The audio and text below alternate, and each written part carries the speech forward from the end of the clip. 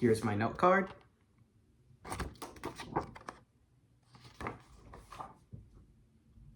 Have there been days where you've been craving something sweet like candy, cookies, or ice cream?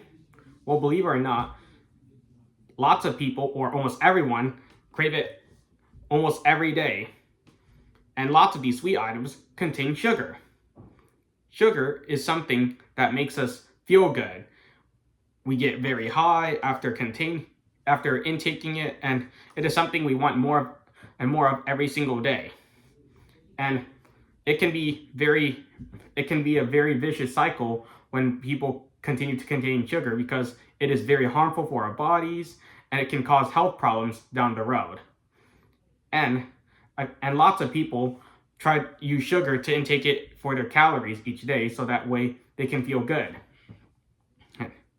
But in the end, it's something that may not make us that might not satisfy us in the future. And therefore, my claim is that today I'm here to persuade you that our sugar intake should be no more than 10% of the daily calories we take every single day.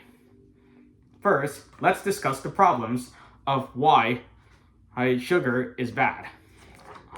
Number 1, health problems. The LA Times on January 15th, 2017 states that 75 million Americans develop this thing or this disease called the disorder called metabolic syndrome. Metabolic syndrome is physiological or biochemical abnormalities that are associated with type 2 diabetes.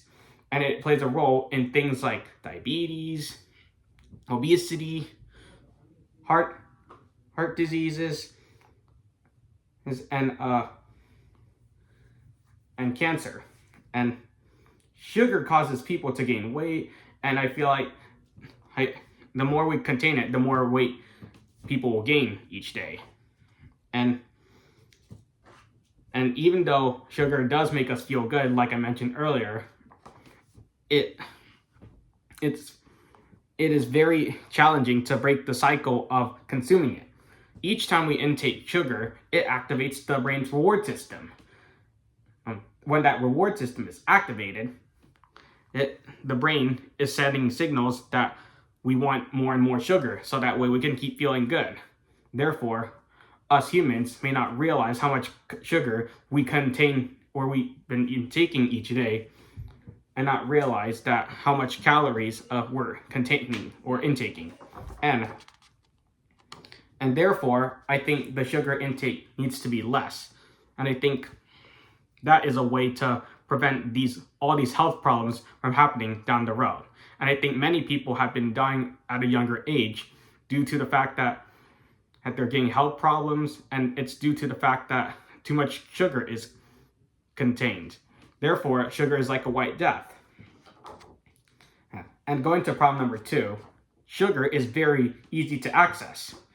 Yes. Sugar can be found in grocery stores, and many sugar addicts crave things like pasta, chips, fries, or bread, as stated on the news release distribution on January 2nd of 2015. These items can also be found a lot at fast food restaurants, which lots of people like to go out a lot. I think what's important is that what's really the problem is there's no self-control when intaking sugar. And I think that's something that also needs to be discussed, because I don't think it's hardly anyone has control of their sugar intake each day. And I think having a diet that doesn't contain a lot of sugar will be a way to break the cycle of sugar addiction. And some solutions that we can do to keep these problems from happening is record the calories you've been intaking on a notepad or on your phone. Therefore, when you look at the nutrition facts on each food item, you can write down how much calories you've been intaking each day. And I think that if we have that boundary or reminder that of the calories we intake, that therefore I think the sugar intake will be a lot less and people will be a lot more healthy. And it also states from the Starch Review on February 9th of 2019 that sugar leads to high tolerance and cravings. And I think when we limit the amount of sugar intake we have each day, the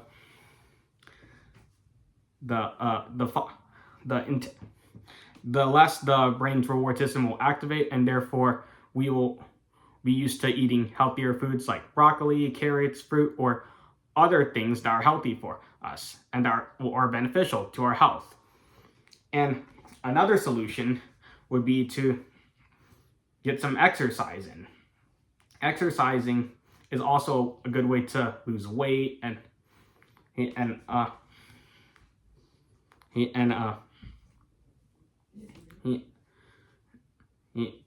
also maintain healthy lives besides having that diet.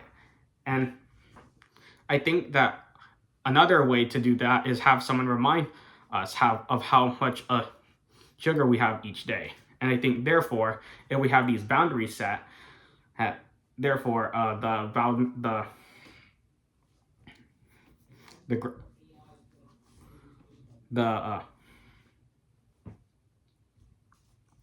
the sugar intake levels will go down, and there will be less people having heart diseases, cancer, or other health problems related to sugar, and therefore, or people will be living healthier lifestyles. It's not that sugar isn't a bad thing. I think the way to do it is to limit the amount of times you eat out each month.